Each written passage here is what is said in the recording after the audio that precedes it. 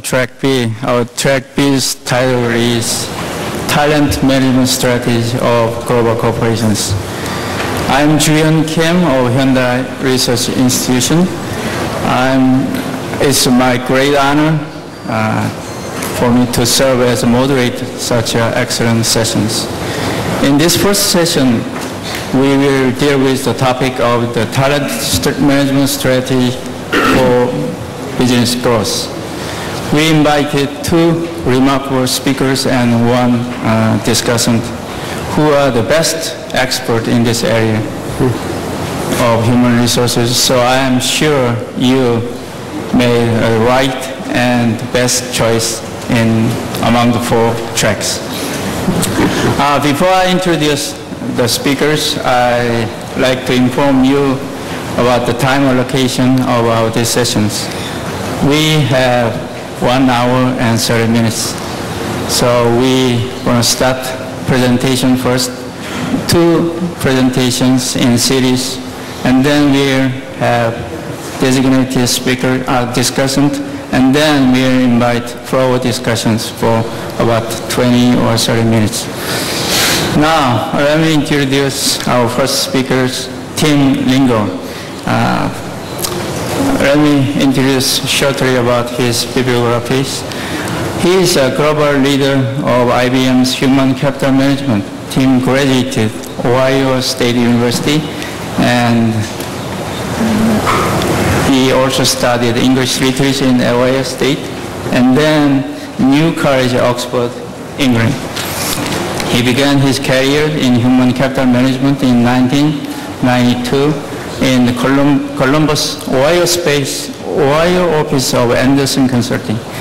He has been served executive partner in Accenture as a human performance service lines. And then he joined IBM Global Business Service in 2006. Now he has overall responsibility for more than 2,000 human capital management professionals around the world. Now he's gonna give the paper titled Creating the High Performance Enterprise, Unlocking the DNA of Adaptable Workforces. Now, please join me in welcoming Scott to the floor.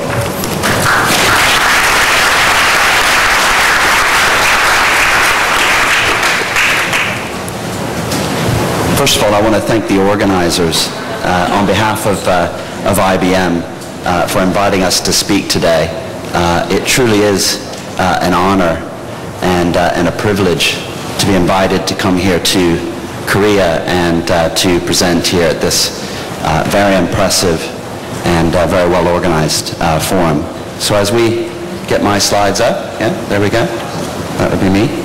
I want to start off today by sort of setting some context. I understand that Alan Greenspan's book is about to be published here in Korea, I think next week, was what I heard. And I think you'll find, for those of you who haven't read it, or who are reading it, there's some very interesting assertions he makes towards the end of the book, which I think are directly relevant to what we're all talking about here for the next 2 days. And I'm going to put this out as some context for what I'm going to present. But for those of you who haven't read the book yet, towards the end, he makes the assertion that the improvement in productivity of labor over time since 1870 has never exceeded 3% per year. So you take the global productivity output for labor, it's never gone above 3%. His prediction is that that will maintain itself out to 2030. And if you take that as true, that would mean that everything that we're discussing here today and over the next 2 days and anything that we would decide or do actually will have no impact if you take that as a fact. And I think all of us would say that that's probably not true.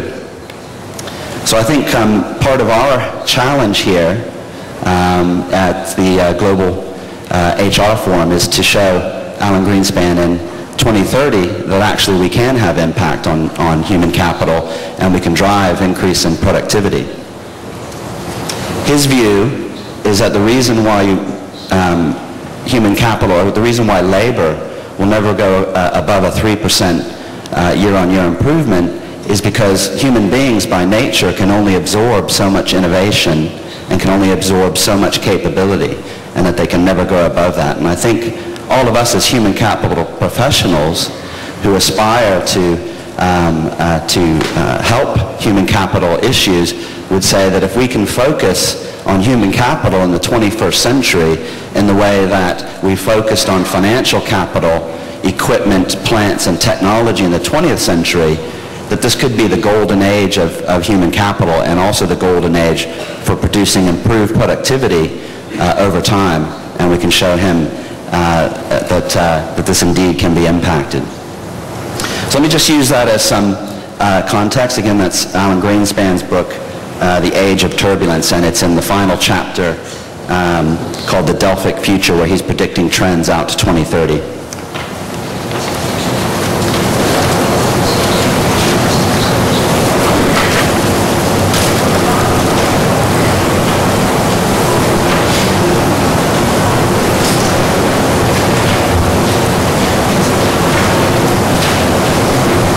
I don't seem to have control of my slides here, so can I ask the person controlling the slides if you can move forward one slide? We'll skip the background about IBM.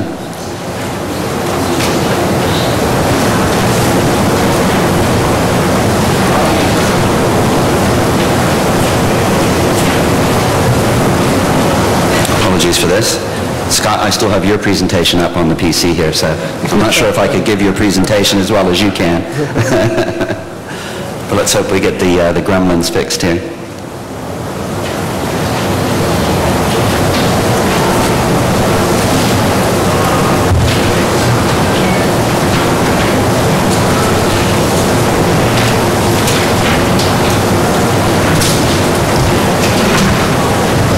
I think we do now, yeah? Fantastic, there we go.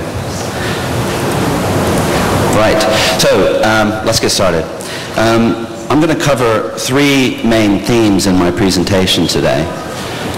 First of all are changing workforce demographics. Second is the challenge of creating adaptive workforces.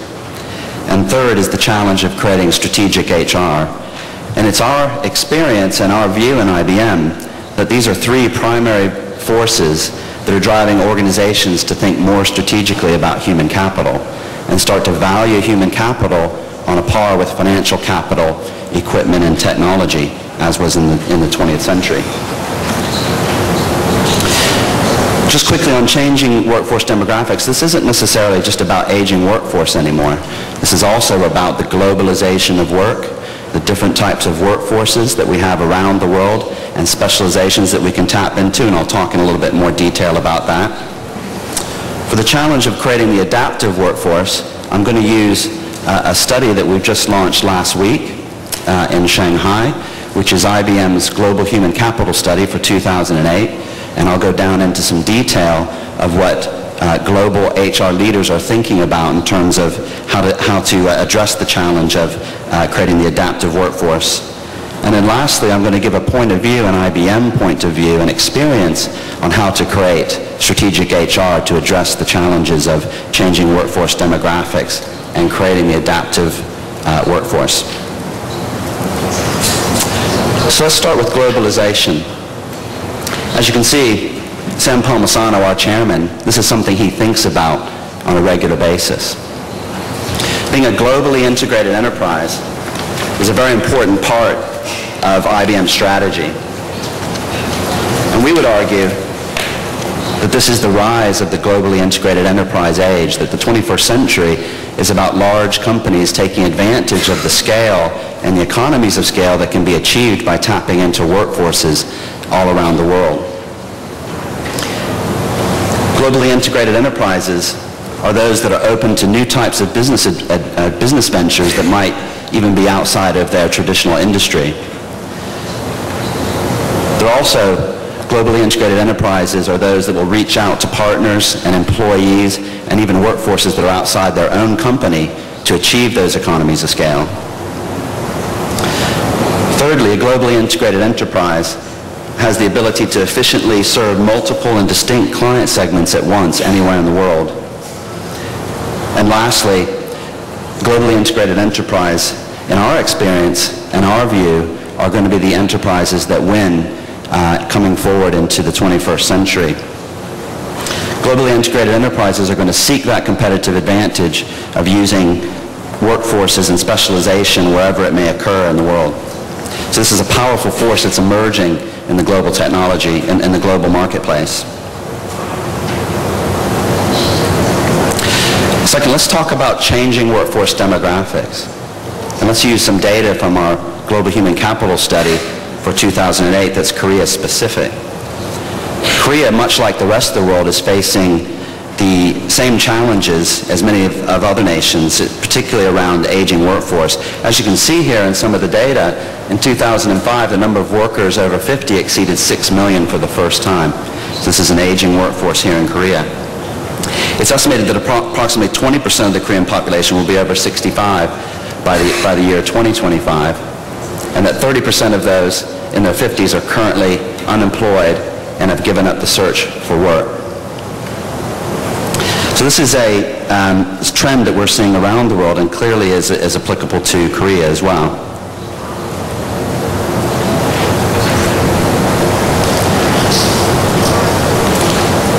But in addition to aging workforce, we also have the situation where changing workforce demographics are affecting the generational differences as well in workforces.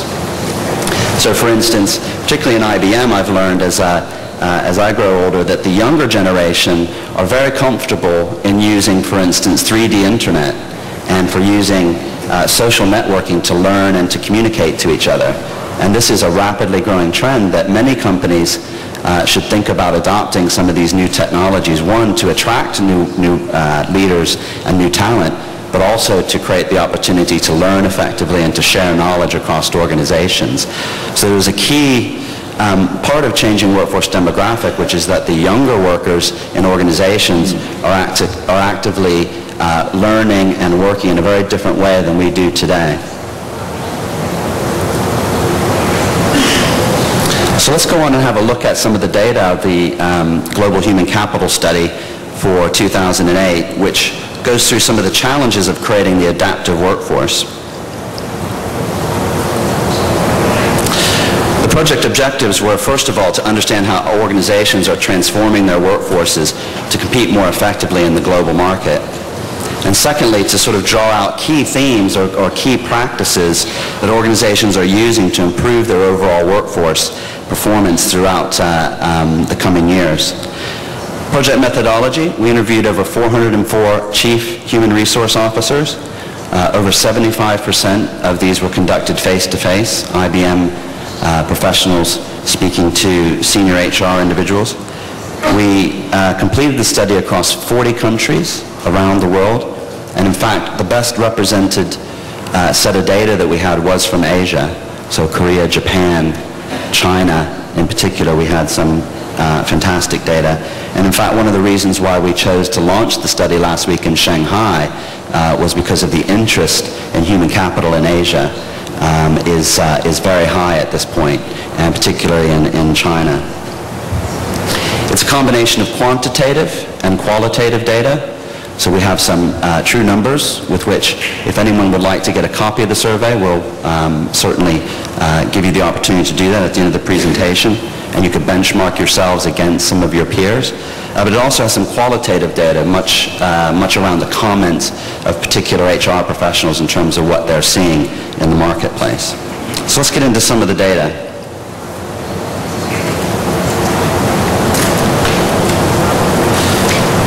There were 4 key themes that were coming out very strongly throughout the survey, and these are the areas of concern, but also the areas of opportunity for HR professionals. So first of all was, as mentioned before, creating that adaptable workforce that can rapidly respond to changes inside and outside the market. And this was something that we didn't hear in our 2005 survey. We do this survey every couple of years, and this emerged as a new trend and a new worry for human capital professionals. The second was effective leadership, and there was a major theme running through the survey that came out with regards to some concern and worry about being able to tap into leaders going forward in the globalized economy. The third was around integrated talent management. Many of you in your organizations will be looking at how to implement integrated talent management processes, systems, and strategies to take advantage of growing area of talent management and how that can help organizations become high performers. The last was around workforce analytics that can deliver strategic insight and allow folks to measure, allow organizations to measure success. So these were the four core themes coming through. So let's look at these in more detail. Starting with adaptable workforce. So there's multiple forces driving the need to develop a workforce that is able to adapt to changing business conditions. There's, as we were discussing a moment ago, globalization of work. There's the whole idea of new business models appearing and disappearing in rapid succession. There's also issues with the changing demographics, as mentioned before, but adding to that are security concerns and also market volatility and some political instability that's creating the globalization of work is creating challenges around that. So this is something that when we went through the survey was coming through very strongly, that these are the pressures that are exerting themselves on creating an adaptable workforce. So it was very interesting to find when we asked the question, how would you rate your workforce's ability to adapt to potential changes in the business environment? Just under 15% said they were very capable of adapting to change. And it was interesting, when we went through those companies that answered this particular question in that way, we found that without exception, those companies were leaders in their industry. And we found that to be a very interesting trend. And as with further down the scale, as you get into the somewhat capable and not capable, we found that those companies were laggards in their industry. So it's not surprising that companies that are able to adapt to change quickly and have this as a capability perform well in their industry. But as you can see, there's a very big gap between those that feel they do it very well and those who think they do an average job. So as we studied a little bit more detail around the characteristics of companies indicating that they were very capable of adapting to change, we saw some trends. First of all, those companies were highly proficient at predicting the types of skills that they would need in a year to 2 years to 5 years, and that they were able to plan their workforces and plan their strategy around those types of skills. And again, you can see that those companies far exceed those that don't see this as a major capability. Second, and very interestingly, again, as we think about the new technologies that are emerging around social networking and collaboration, we saw in the study that top performers in their industry were very good at, within their organization, at locating experts and leveraging those experts in order to create high-performing teams and workforces. And this is an important trend coming through. And lastly, that led to companies that were effective at collaborating across silos within those organizations. Okay? So this is important because, again, this is what we saw the difference between industry leaders and industry laggards. And these were three key things that were coming out. So when we went down into a little bit more detail around this idea of collaboration and knowledge sharing, we found that there was some significant barriers, even for those companies that saw themselves as being very good at collaboration. And they weren't the sort of things that you would have expected. For instance, technology and the technology to create collaboration was down the list pretty far as a barrier. And in fact, more of the barriers were non-technological, so they were silos of the organization inhibiting collaboration, individuals being too busy or claiming to be too busy to participate in collaboration sessions, and thirdly, performance measures not measuring people or rewarding them for collaborating and sharing knowledge between each other, and that those were the main barriers, not technological barriers, in creating this sort of collaboration. And again, top companies in their industry are good at overcoming these issues.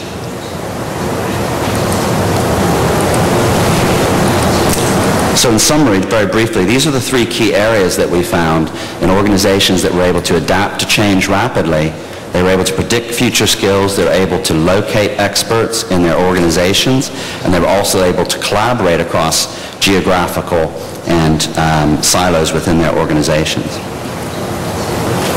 Let's talk about the next theme that came back, which is the leadership gap. And this was pretty astonishing for us when we looked at the details.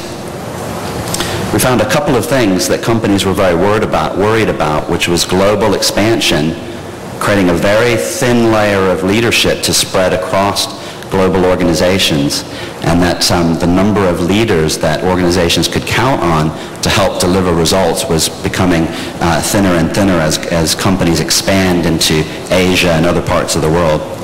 And this is being compounded then by the maturing workforce, where a number of leaders are starting to retire, and this is creating quite a lot of pressure around providing leadership that can drive business results. So pretty astonishingly, for me, I was quite surprised by this, but the number one issue that people were worried about throughout our whole survey was this: building leadership talent. Overwhelmingly, companies were very worried. In our survey in 2005, this didn't rate very highly at all. So clearly there's been a sea change based on those pressures that are existing in the environment now that's created this situation where now HR leaders are very worried and CEOs are very worried about building leadership talent out into the future. You'll also see that fostering a culture that supports learning, rotating leadership across geographies and business units is also a worry as well, but nowhere near the level of just building the basic leadership capabilities that are required in an organization. There were three other things that we found throughout the survey that were more qualitative, that a number of HR professionals felt that they need to think much more global now when they think about leadership in terms of how they develop it and deploy it. There was also a need to start to recognize the need for new skills, particularly those skills related to dealing with virtual teams, for leading virtual teams. Much as I do in IBM, most of my leadership team is spread across practically every time zone in the world. So some days it can feel like I'm working 24 hours a day. And I'm sure a lot of you can relate to that. And the last was when it comes to learning, that learning is now changing rapidly. It's not about e-learning anymore. It's not about classroom. That in fact social networking and 3D internet types of technologies like Second Life are creating a whole new way to learn and teach leaders going forward, and for those leaders to collaborate. So these were some more qualitative findings around leadership. And lastly, this was something that people were very worried about. They were finding that the attrition of leaders, people that were leaving organizations, high performers were leaving because of a lack of opportunity to develop and to move forward. And that to avoid losing future leaders, that there needed to be a focus on how to keep them interested in building new skills. So moving on to the third theme, which is around cracking the code for talent. So how do we create talent management strategies, processes, and systems that allow us to manage talent effectively? As many of you will have seen in the past year or two, since we originally did our survey in 2005, the idea of managing talent management has become very important, and it's appeared a lot in the press. But frankly, I think a lot of folks wonder, what does talent management really mean? And IBM, we have a point of view, and we'll pull out some of the data here that says really it's about two things. It's one about creating a talent brand. In other words, how do you sell your company to potential leaders and potential talent to get them to join your organization? And then once you attract those leaders, how do you performance manage them? How do you train them and develop them? How do you create an environment for them to collaborate? And how do you deploy them to interesting work? So how do you create an integrated talent management life cycle? And we'll come back to that in a moment. But it's interesting, when we look at the reasons, when we look at turnover at the moment, and comparing back to 2005, we've seen an upward tick in the numbers here. It's not huge, but it is relatively significant in that 14% and 33% felt that attrition was higher now than it was in 2005. Frankly, I think some of these numbers are understated. However, you can see that this trend probably matches what you're seeing in your own organizations. And when you look at the primary workforce challenges facing the organization around managing talent and retaining that talent is the inability, number one by far, was the inability to rapidly develop skills to address current, but more importantly, future business needs. Thirdly, and I think this one's important, is employee skills not aligned to the organizational priorities. And indeed, we found in the survey that people's performance metrics were also not aligned to the organizations. And these are very important points in terms of how you manage talent. And in fact, the data shows that a lot of attrition is due to the fact that people can't see what their career progression is going to be, how are they going to develop themselves, and ultimately, based on that, how will they be compensated, with money being fairly far down the list for top talent.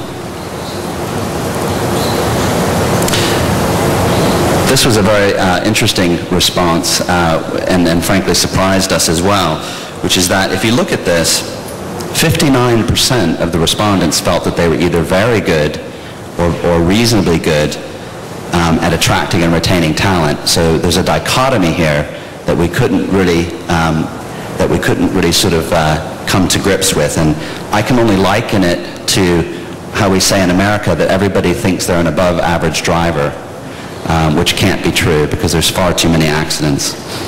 So we would take a look at this data and say that potentially we might be overrating ourselves in our ability to retain talent. Because when you look at the sort of drivers of employee attraction and employee retention, it's interesting the data that you see that positive corporate reputation and a track record of transforming the company on a regular basis is very attractive to employees. And indeed in IBM we find that these two things are very important to retaining our top leadership. But when you look at drivers of employee retention, what people want and why they stay, it comes down to also to facts around new or challenging opportunities and opportunities for a clear career path and moving forward. And that money, again, comes down the list quite a ways, which was very interesting, which suggests that companies that use this type of data and this type of thinking to create a talent brand, in many cases can probably attract top talent for less money than they might think.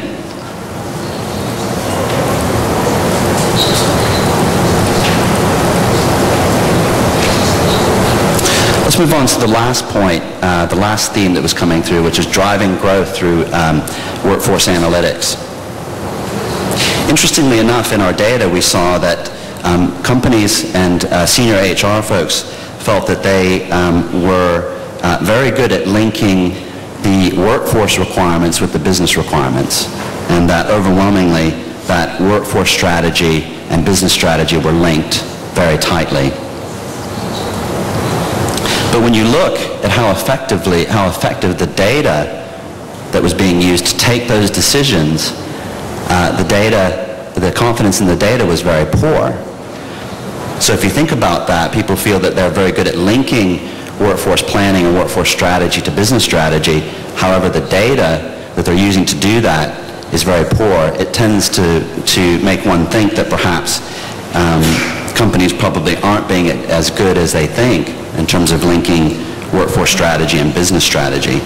So the key point here is that data is not necessarily as good as everyone would like. And we saw that overwhelmingly throughout the study, that, and particularly in Korea, Korean companies were very suspect of their HR data. And in fact, one Korean company responded to say they have over 142 HR systems. So you can understand why that would be a challenge. Which gets to some of the points around data and how that's managed.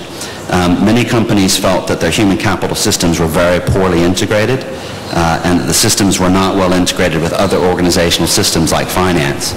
And this is why you're seeing the proliferation of talent management software, talent management consultancies, and you're seeing companies like SAP and Oracle marketing themselves very strongly on this point, which is that CEOs in particular are looking to HR and asking, where is my lever that I can pull for recruitment? Where's my lever that I can pull for performance managing the organization? And they're finding that there's nothing there. Unlike finance and supply chain, where they can pull a lever and there's a system there that can give them data and help them manage the business. In HR, as you all know, the data and the systems are not necessarily there. However, that's changing rapidly, and we're going to come back to that in a moment.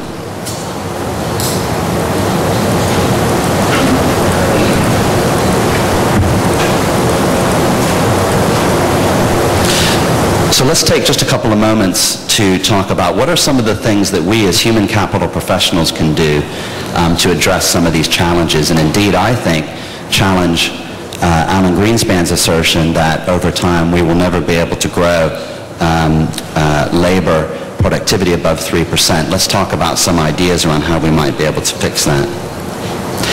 Let's look first of all at the traditional paradigm of HR, and as you look up on the chart above, you'll see many of the things that perhaps you're doing today, a number of things that look very familiar to you. For instance, HR being very much a sort of support unit to the business units, HR professionals being measured on their responsiveness, people problems being usually the domain of HR, and HR department owning the employee data. So really what's a changing paradigm, and if HR organizations move to this new paradigm, can start to have more impact on the strategic thinking of the organization, where essentially HR is proactively identifying business opportunities and flagging human capital risks ahead of time. HR professionals are valued for their ability to solve business problems versus supporting solving them.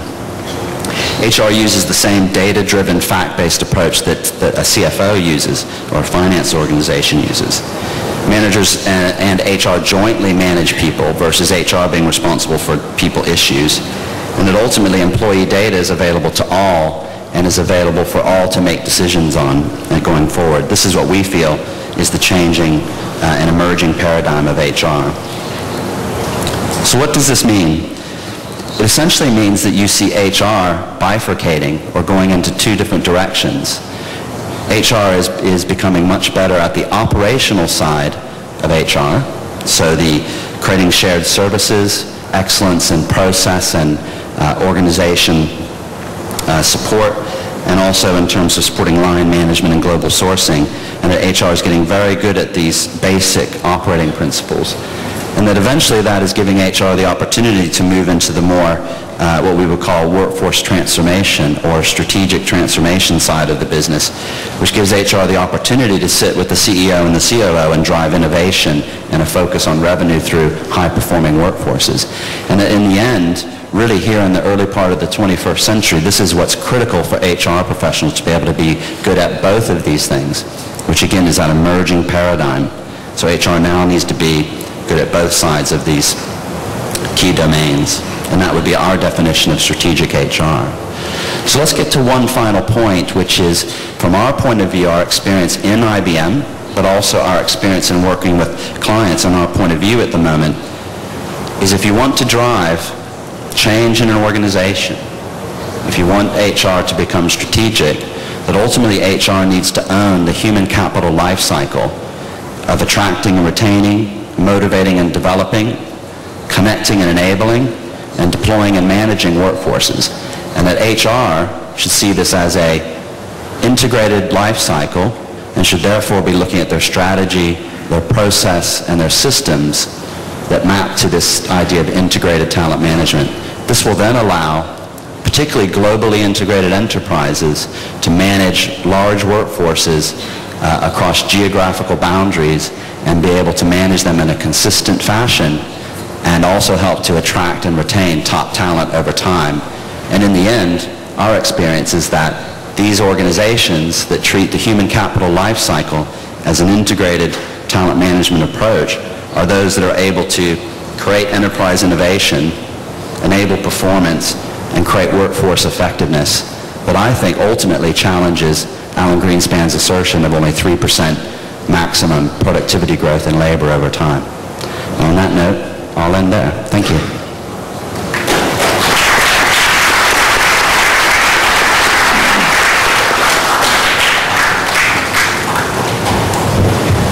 Thank you, Tim, for your excellent and informative presentations. Now we're going to invite the second speaker, Scott Drach let me introduce the speaker about his review of his.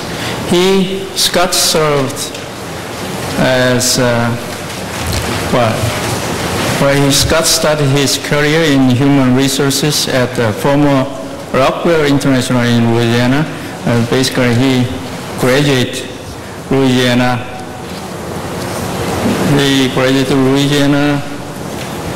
State University, and he got a master's degree in Louisiana Tech University, and specializing in industrial relations area. And then he worked as human resources director for Boeing Canada Technology and many other Boeing divisions. And in October 2006, he joined Boeing International at the current positions. Now he is responsible for providing human resources service for Boeing International employees around the world. He's going to present a paper about the Boeing International. What is Boeing doing to attract and develop leaders? We will have an opportunity to look at the human resource management program that the Boeing Company is deploying. Let's invite him.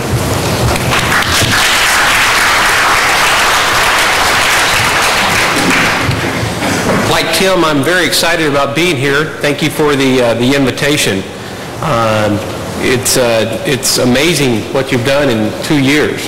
This only being the second conference, and what a great conference it is. So thank you very much for the invitation. The Boeing Company is glad to be here. And so I want to talk with you about two things. First, a little bit of background about the Boeing Company, and then secondly, where we're going with our human resource systems and processes around a few key areas, namely with our employees and a pivotal group, our leaders. Okay? Let's start out with an overview of the Boeing Company. We build some amazing products, including the International Space Station. The picture in the upper left-hand corner may look familiar to some of you. It is an AH-64 Apache gunship. This is the fuselage of that gunship, and every one of those fuselages are built right here in Korea for the company. Down in the lower left-hand corner, you can see one of the satellites that's being built by our operations in Southern California. Moving to the middle, you can see a body of a fuselage of an airplane being built. In the upper right-hand corner, you'll see our control center for how we analyze the health of airplanes and track systems and processes and stuff there. And then the last system you may notice and recognize it is the C-17. Thank you. It's a C-17 aircraft, one of our cargo aircraft that we built and maintain for various governments around the world. So what do we do as the Boeing Company? We're the world's leading aerospace company in the manufacture, development of military aircraft and commercial aircraft. We design and manufacture all 7 series aircraft. We're especially proud of our new 787 airplane that's currently under development that we'll be delivering at the end of next year. And we offer a broad range of services in passenger to freighter conversions, many of which happen here. In addition, we produce weapon systems and networking technology. We're the world's largest designer and manufacturer of military aircraft. Korea has many of those. In 2002, Korea bought 40 of our F-15 airplanes, and we're currently in discussion with the government to buy additional aircraft. We also provide services along with all of the aircraft that we provide in the communication systems and munition systems that we provide. Satellites is another key area that we work on. We're the world's largest provider of commercial and military satellites. We also provide launch services, and we're the largest contractor to NASA. One of the things that we do the best at is really integrating complex systems and processes, and we'll talk about that in a future chart here. So let's think about the Boeing Company. In the next 24 hours, one day, here's what's going to happen. 340 satellites, which were put into orbit by Boeing rockets, will pass overhead. In the next 24 hours, We'll use GPS system that was built primarily by Boeing, the satellites there to navigate ourselves around. I took a taxi here, and it was great to see that the gentleman had a navigation system, and it was just pinpoint accurate. So, you know, just amazing. 3 million passengers in the next 24 hours will board over 42,000 planes and fly to the destination of their choice. 6,000 military aircraft will be on guard in the defense of 23 different countries around the world. And our employees will contribute a $250,000 US to different community outreach programs.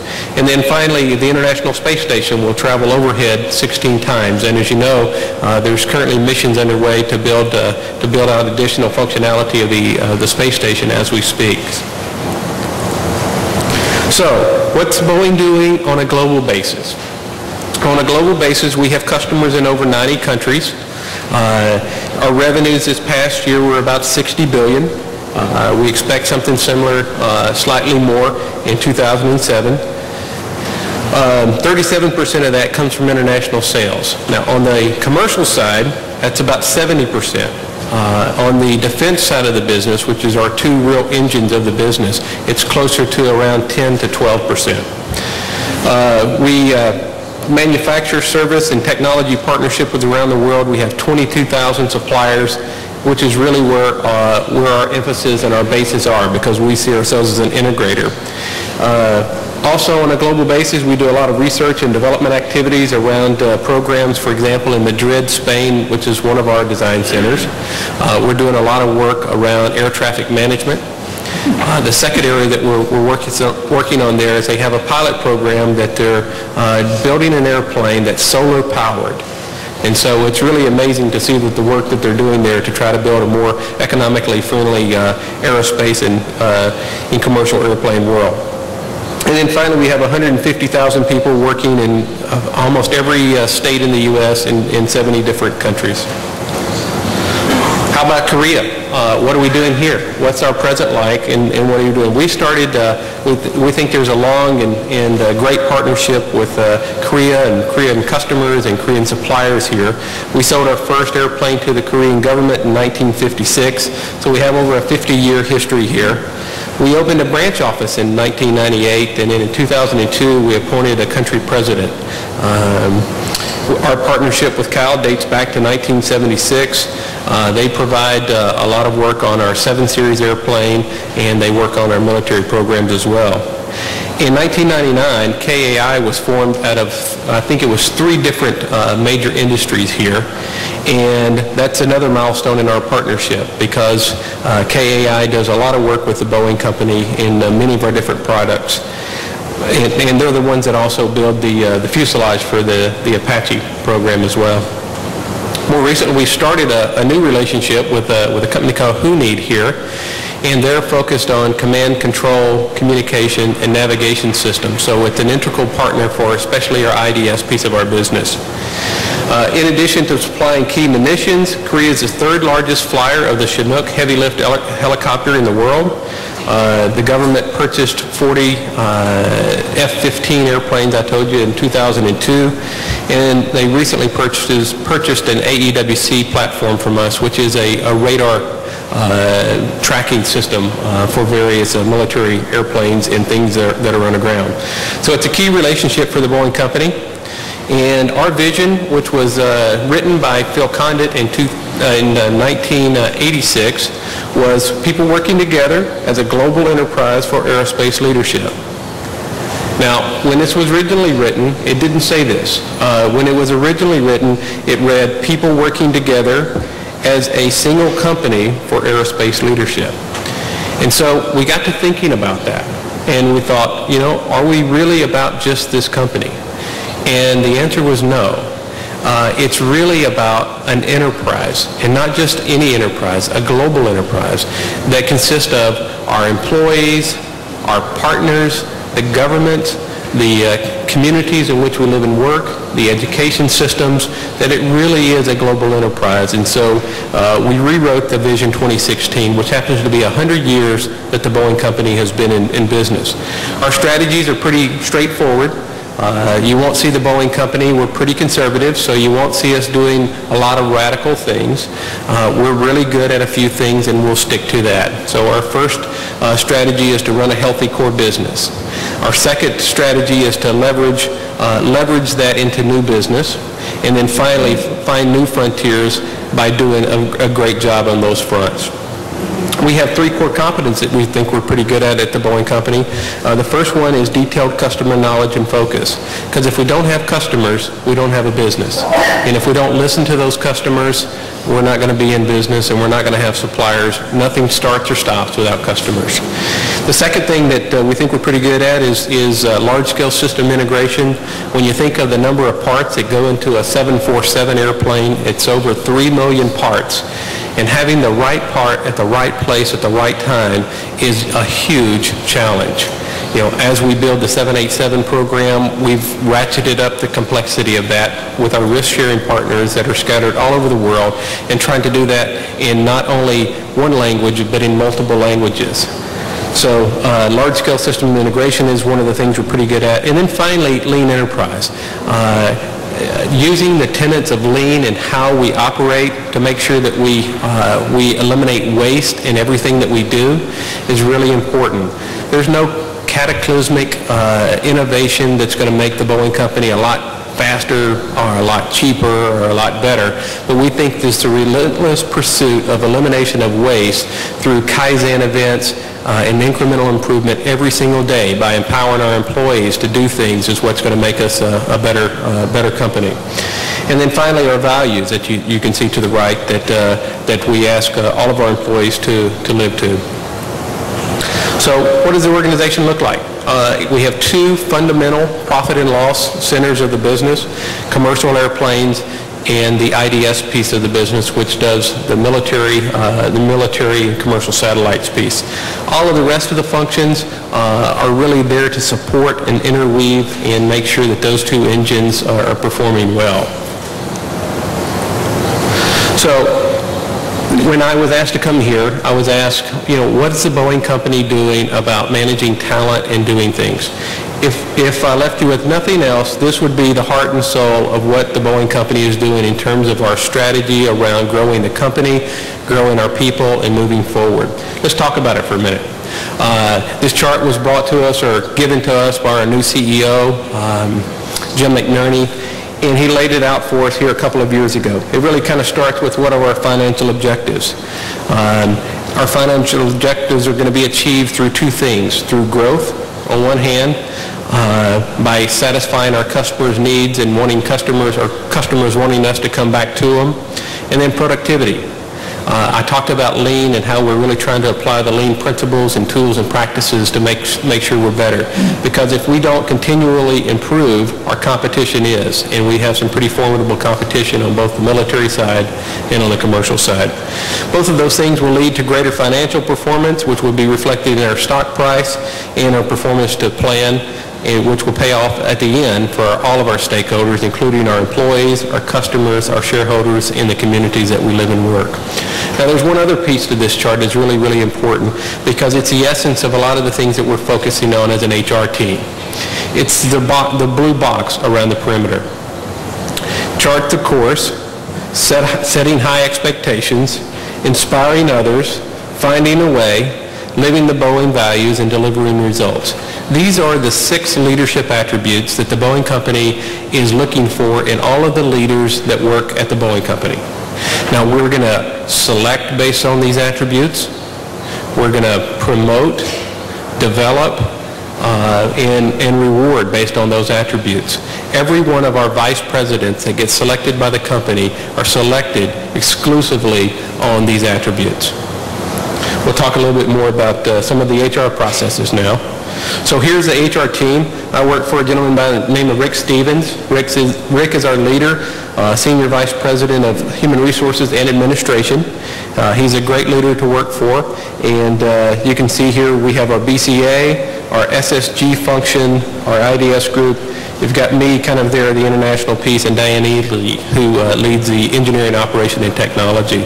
So all of this team is really focused on 5 of our strategies about making better leaders and better employees. So what's the depth of that talent look like? Approximately 155,000 people in 70 different countries, really offering opportunities for growth and development.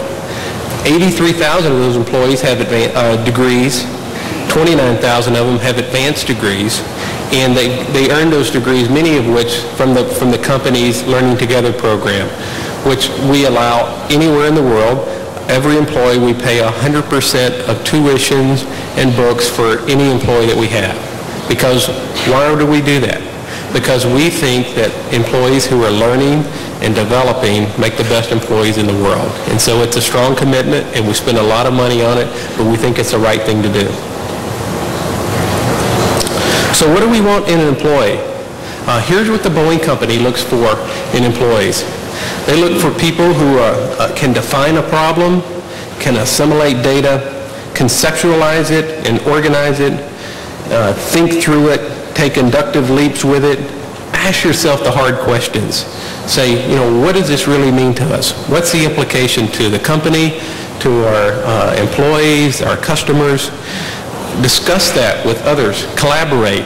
So it's not just what I know. What do you think about this? Does this make sense to you? We also are looking for people who can collaborate and find solutions. It really doesn't matter if you're the most brilliant person in the world. If other people can't work with you, it's probably not best for you to work at the Boeing Company, but go to work for someone else.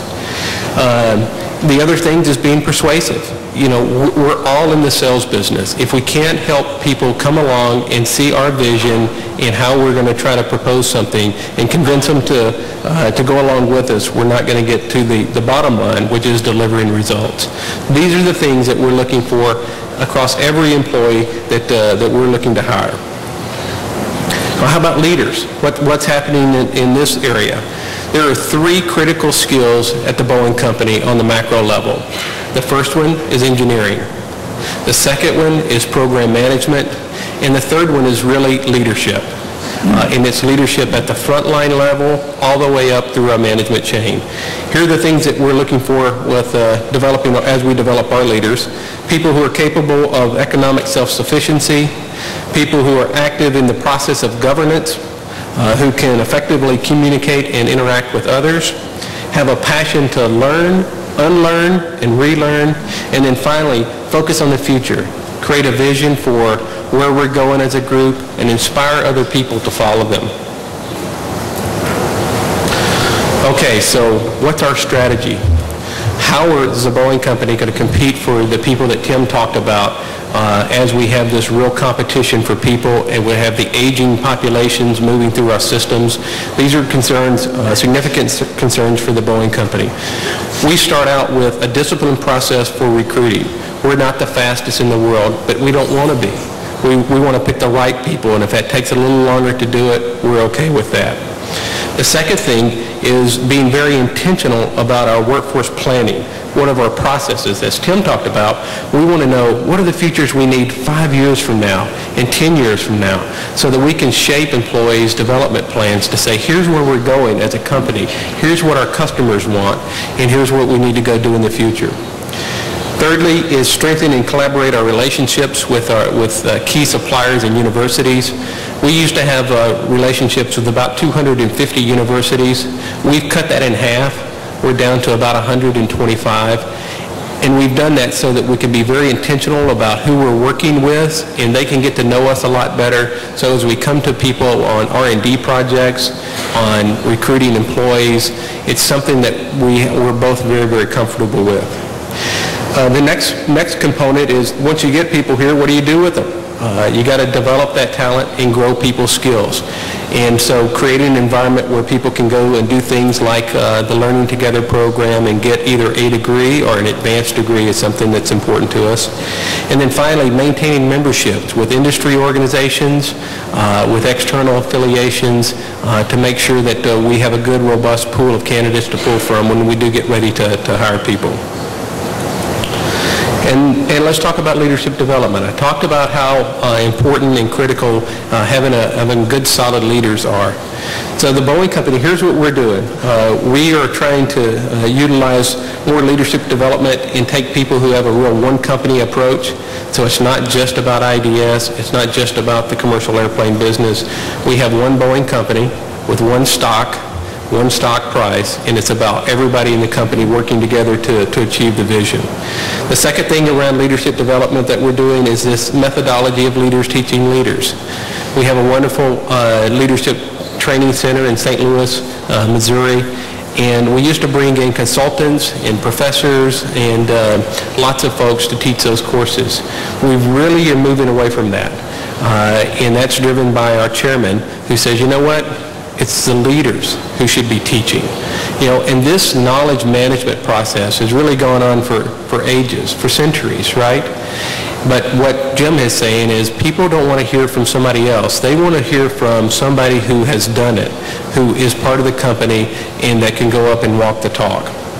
Finally, we are doing things around education training, mentoring, and candid performance systems. You know, if we don't give people good feedback, they can never really learn. If nobody tells me, Scott, you didn't do a very good job at that, I may never know. So making sure we have good conversations between employees and managers is really, really important to us. And then finally, tackling real business issues. So someone asked Jim McNerney when he came to the company, hey Jim, what do you think? How are you going to grow this big company called the Boeing Company? Are you going to build new airplanes? Are you going to put in new satellites? What are you going to do? And Jim's answer was quite simple. I'm going to focus on the employees, and I'm going to focus on leaders, because as our leaders grow, our company will grow. And then finally, I talked about our Leadership Center. Here's a collage of pictures that you see. As you can tell, it's a beautiful place. We sometimes refer to it as the Velvet Prison, because it's way out in, it's not close to anything, and once you get there, you can't leave. So we have a captive audience with our leaders for typically a full week. It's not a bad place to be. It's a state-of-the-art facility, and it's a great place. We have a curriculum that's developed around leadership skills, starting from the executive program that's taught by Jim McNerney and his direct reports, and then we kind of waterfall that out down to first-line leadership training programs. And so all of those are designed to support the company's strategic initiative. And as you can see at the bottom there, we had over 26,000 graduates through that Leadership Center today. We spend a significant amount of money on it, about $70 million a year operating this facility, but we think it pays huge dividends in terms of how we're developing people today. So with that, I appreciate it again, you inviting me here and telling you a little bit about the Boeing Company and what we're doing around developing our employees and our managers. So thank you very much. Thank you, Scott. Now it's time for discussions. We have 30 minutes for discussion. So we're going to start the first from Youngi Kim, our designated discussant. Youngi Kim is serving as Chief HR Officer of LG Electronics. Currently he is in charge of human resource management of LG Electronics, and he is one of the best experts in Korea. Youngi Kim, would you start?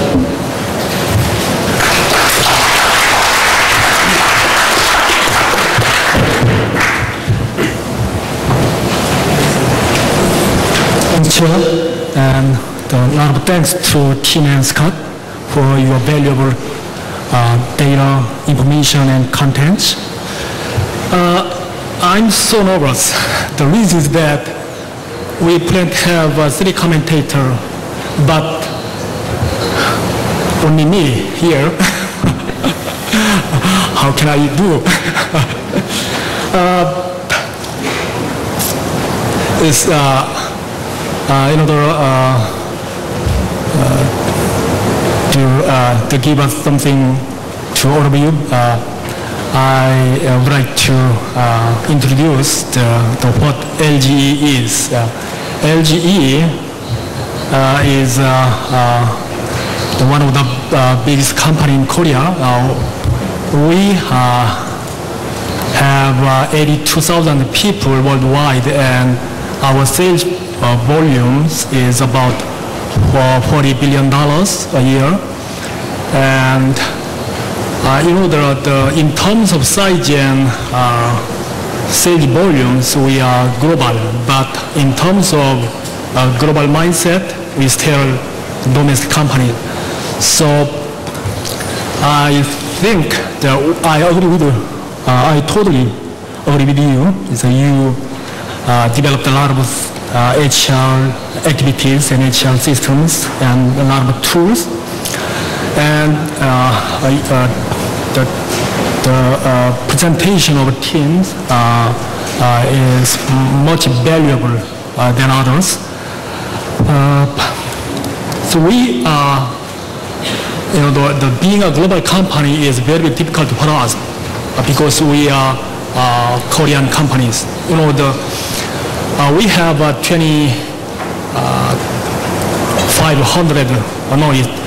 250 EJ people. Among them, only 3 people is non-Korean. So how can we be is a global company? So we have many challenges. So, we have many tasks to solve in the future. So I have some questions, Tim and Scott. This is a common things in HR field, but how to implement HR strategy with business strategies. So many people say that the HR is very important and people is so important. The competitive advantages for people. The professor J.P. Pepper said his own book. So, but I think that is just saying. You know what NATO means? NATO. No action, talk only. So, as a chief human resource officer in Korean companies, I really try to find the solution to be a business partner in HR field. So, could you give us some your detailed cases? So not theories, not textbooks. It's just your experience, which were successful or failed. I think that really that is much valuable for us, and also the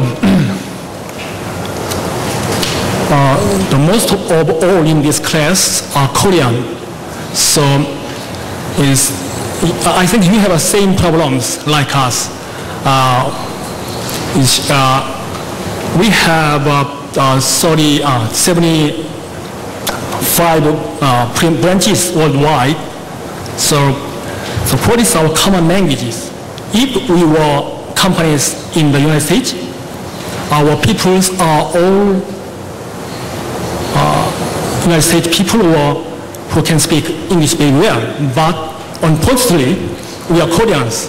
So all of us Koreans can speak Korean very well.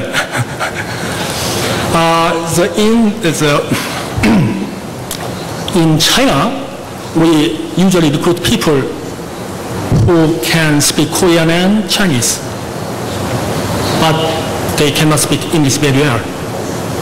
So that is a problem for us to be a global company. So I think this is the most challenging point for us. And next thing is how to develop our people as a best in class in each function. So I think the capability is a part of leadership. Capability is the most important things in our people. So most companies have the same problem. So Tim and Scott gave us some solution about that. So if you have a time, so please give me your real cases about that. And I think that we have more time with Tim and Scott because they have the valuable stories in their companies. So please ask them about their cases. Thank you.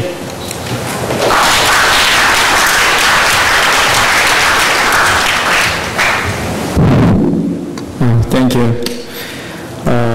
Would you, Tim and Scott, do you have anything to respond to the question raised by the Kim?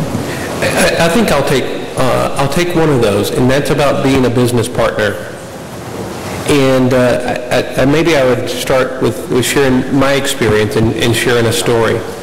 My career has basically been with the Boeing Company the entire time, and for the most part, I've always been in HR, and it's very intentional because I think our people are important, and the solution of how we get to people problems are always different, and they're different all over the place, so it's always intriguing to me.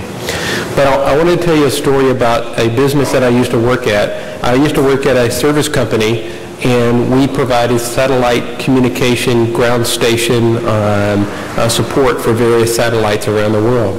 And I used to always tell my boss that I was the most important person on the team because we really only made money by the goodwill of the people that we have, and that it's because our HR processes and they feel like they're being taken care of that they're going to go then take care of the customer. And so I used to always tell John this, and so one time John said, you know, Scott, we're going to reorganize the business, and I want you to be the operations leader. And I thought, oh no, never put the HR person in charge of operations, right? And so I had an assignment for a year or so as the operations leader. It was a great experience for me as an HR person because I got to learn what other people deal with in terms of other kind of business problems. And what I was really concerned about when I took that job is that I really don't know about supply chain management. And while I like my computer, I'm really not good at being an information technology leader. And then, you know, what I learned is most of the problems that people experience are people problems. We can hire good people, and we can figure out when there's one issue or another issue, those are not typically our biggest problems. The most challenging problems that we sometimes say are the soft skills are really the hardest. And so for me as an HR person, it was a great experience to understand how the business operates. And so I've taken with me that experience of every time I go to a new business unit, I first and foremost get to learn what are the products that we build, how do we make money as a business, or how do we lose money as a business, and what do we do about it? So the key point in being a business partner is understanding what makes the business tick. And then what are those levers that Tim talked about that we can help the leader and the leadership team do a better job of getting better results for our customers that in turn are going to make better results for us. So that's one of the things that's helped me be a better business partner and being a strategic partner for our businesses.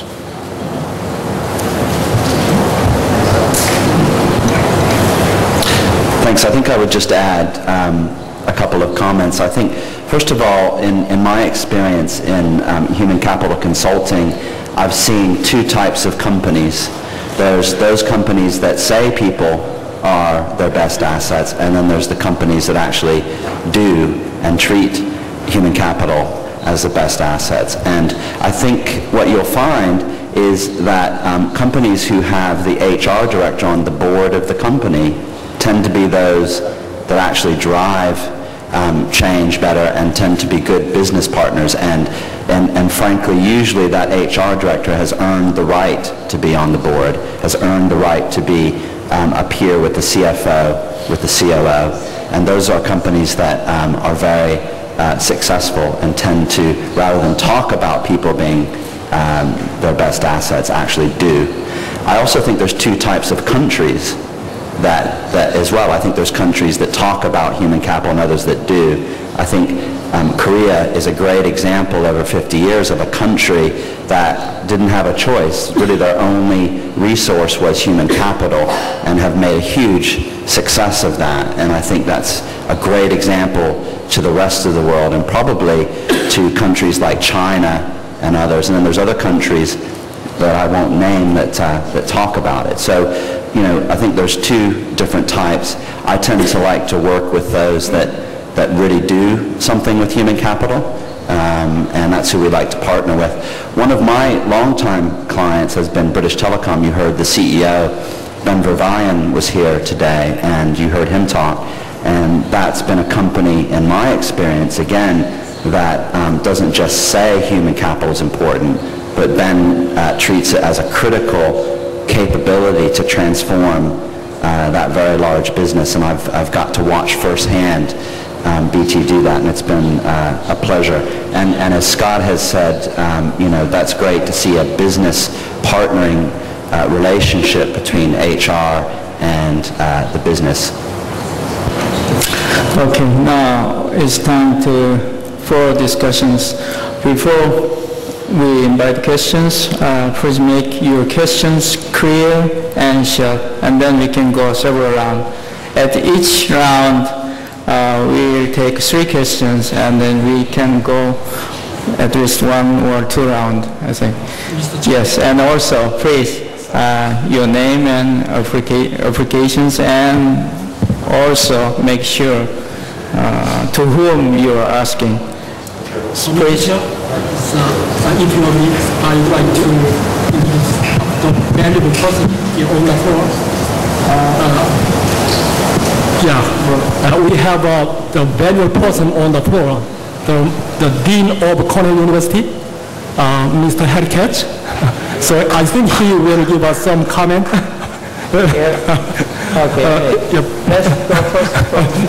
Thank you, and I didn't notice that, and designated disclosure say that you as experts, and will try to my best to make it very short because of time constraint. And thank you very much for moderator for giving me this chance. And 2 questions to Tim and 1 question to Scott. Very brief. Tim, and I'm really appreciating your presentations. It's excellent in the sense that it's very systematic and based on your quantitative data and your strategically way of approaching these issues, and talking about the development of workforce and management. And so I think this really important component is how we can develop the competency.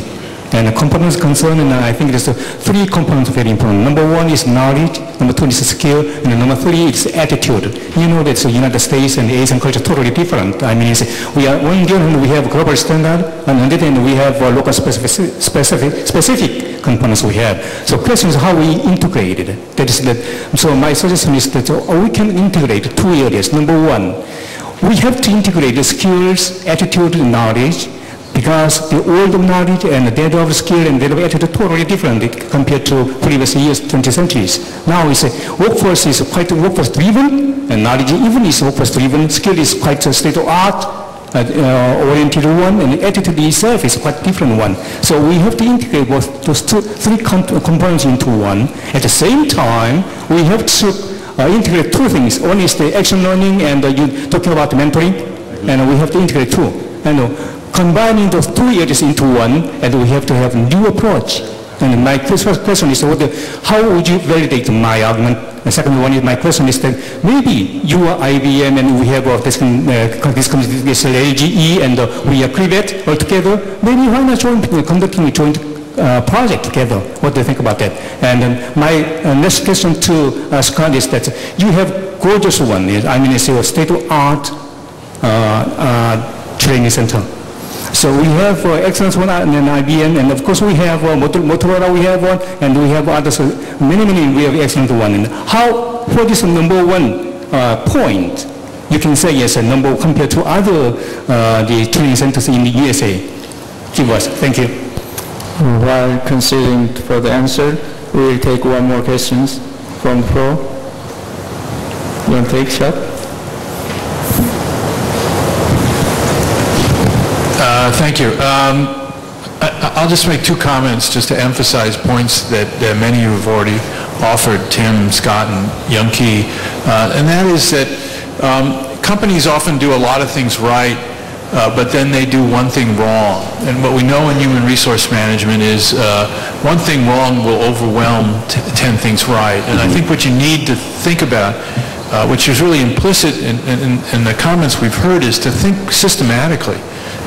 Don't just focus on one part of your HR system. That's worse than doing nothing. And I think many companies too quickly adopt the flavor of the month, do faddish things, and don't systematically change what they're doing. I'd also like to congratulate Young-Ki Kim for admitting what most companies don't admit, which is that they've only really begun to adapt to the global environment. I think most organizations think they're acting globally, and they've only really begun to see what it will take to compete internationally. And I think we're going to need much more massive changes responding to cross-cultural issues and the complexity that internationalization brings that's far beyond the complexity that we've seen at the domestic level. And I think just your admission that LG Electronics realizes that it has to take many steps is a brave one, and I think many other organizations need to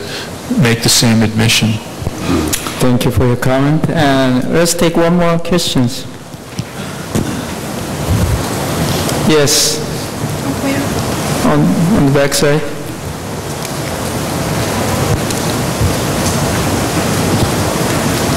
My question goes to Scott.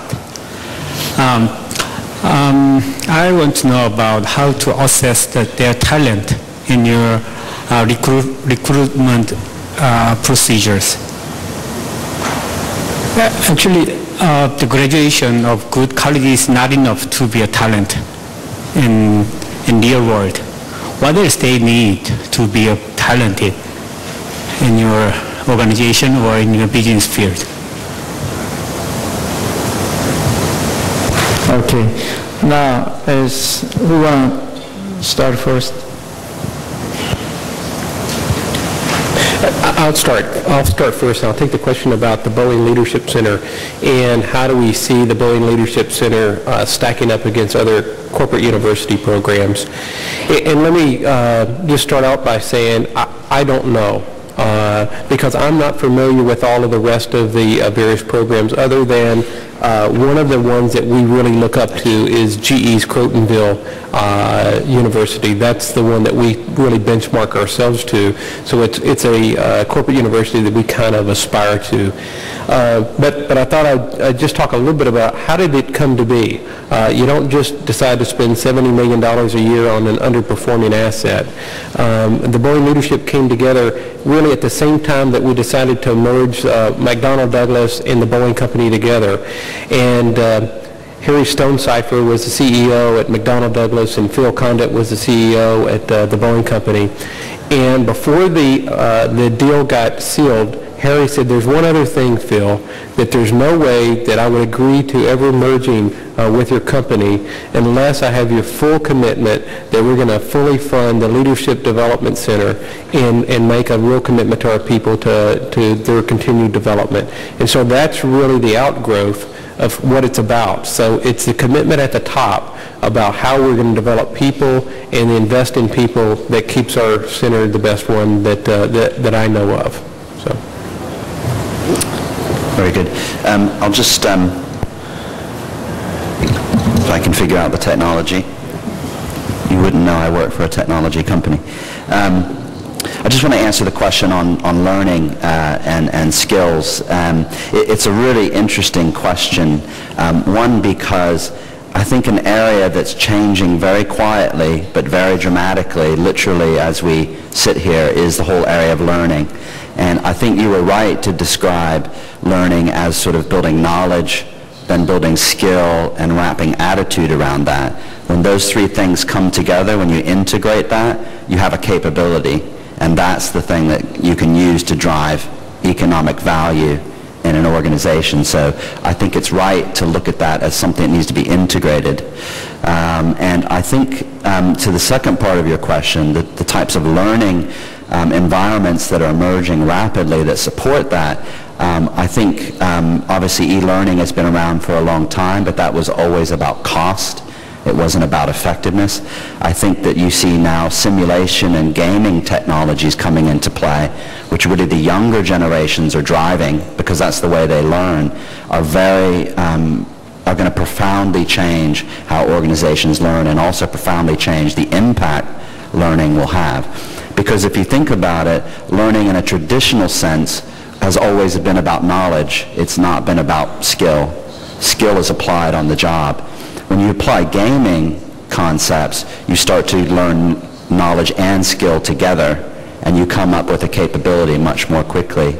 When you then take social networking type of environments, 3D, internet, and things like Second Life, you start to add a whole social dimension to learning, which again increases the effectiveness of training. So I think you see these kind of things pulling together right now in a way that's very quietly changing the way organizations learn and share knowledge. And I think you're right to say knowledge plus skills and attitude equal a capability.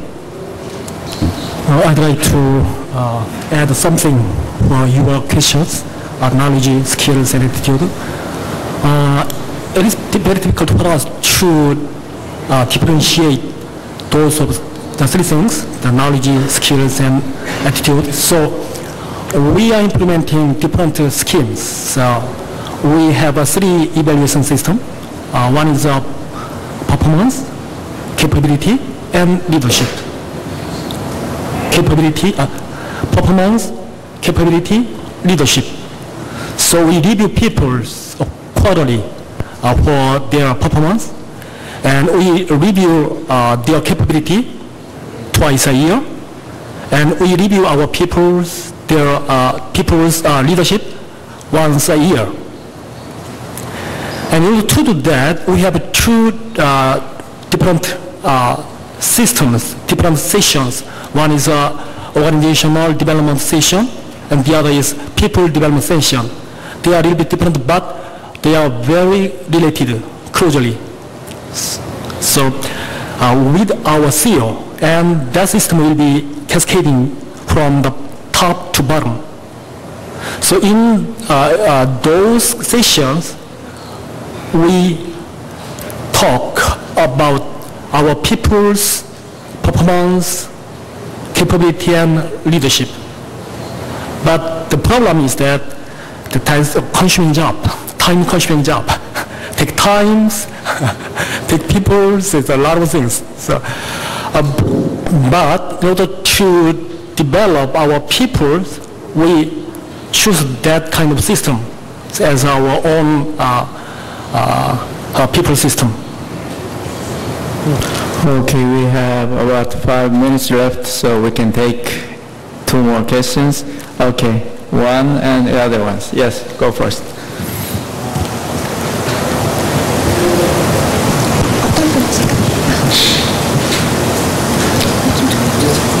Please make the questions in short and clear. Hi, my name is 상동노. 안녕하세요. 저는 이름이 노상동이고요. 지금 현재 경기도 안산의 중학교에서 행정실 업무를 담당하고 있습니다.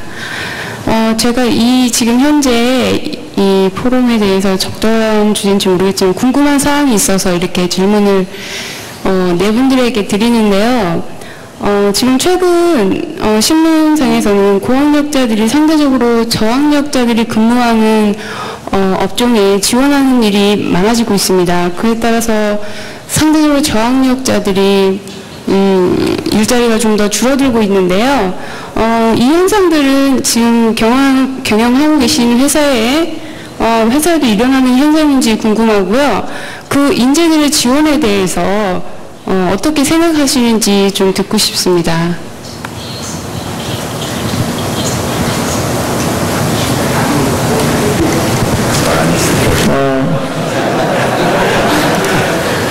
I think Tim's going to take that. I didn't catch the first half. Sorry. Surprisingly. 앞부분만, would you repeat the first part of your questions? 죄송합니다.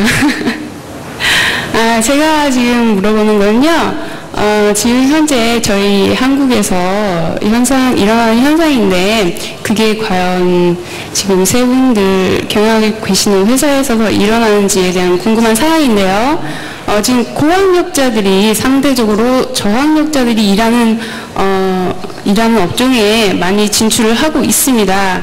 그런데 이제 그 현상들이 지금 여러분들께서 운영하시고 몸담고 계시는 회사에서 일어나는 현상인지 궁금하고요. 그리고 또 그 인재들의 지원에 대해서 어떻게 생각하시는지 궁금하고 의견을 듣고 싶습니다.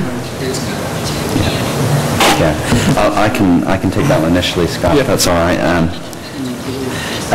It's a really good question. Let me take it in two parts. First of all, I think that in the West, in America and Europe, we have a slightly different problem, but with the same issue, which is that actually a lot of the young people in America and Europe don't want to work for big companies. We're finding it very difficult to attract talent of younger folks, and that's mainly because they want to focus on quality of life versus career. However, it produces the same situation that you have in Korea, which is that you have people actually taking jobs that might be less than their education level, and they do that for reasons of quality of life, or in Korea's case, jobs might not be available. And to address that in IBM, how we're doing that both in Korea and other parts of the world is trying to create, as I was mentioning earlier, this idea of a talent brand, which is how do you sell young people to want to come and join. This is easier said than done because you have to understand their motivations and you have to understand what they're thinking and where they want to go. So, you know, this is something that is within IBM a priority. So we actually have created a lot of jobs that are part-time. We've created a lot of jobs that have flexible working. And we've also created jobs where you might work for the New York office, but you live in Alabama. And that is attractive to a lot of people, or Louisiana in your case, Scott, or Ohio in mine. So this helps with that situation. Yeah, I think I would add to that. We don't see that as a big issue in the U.S. In some of our other operations we do. We have a design center in Moscow where we have close to 2,000 engineers that work there. And there we do see situations where we do a lot of heavy engineering, structural analysis work there, and the supply of labor outpaces what our needs are.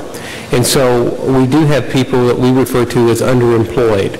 For example, we employ some of our drivers that work at that site may have master's degrees in mechanical engineering and that are working for a very low rate. So I would say this is a temporary phenomenon. I would say that for the reason that supply and demand, if you really believe in capitalism and you think that markets are efficient, eventually this will work itself out. It will work itself out in a way that, you know, labor is basically a function of supply and demand, right? And if you take that premise, what's going to happen is wages will moderate. As wages moderate, capital will flow to the most efficient markets. And then when that happens, then we'll have greater employment. So I kind of take a capitalistic view of how that's a temporary phenomenon that will get resolved over the long run. And I would just add to that, in your particular example where you said Korean young people were taking lower paid jobs because they're not available, I would suggest that those folks might want to think about emigrating. I would think that there are opportunities, particularly in America and Europe, where there aren't as many skilled, educated people who want to work for big companies. So that could be something. And frankly, I think that in Europe and America, we'll have to tap into a lot of resources to come from Asia to fill this gap of not enough talent.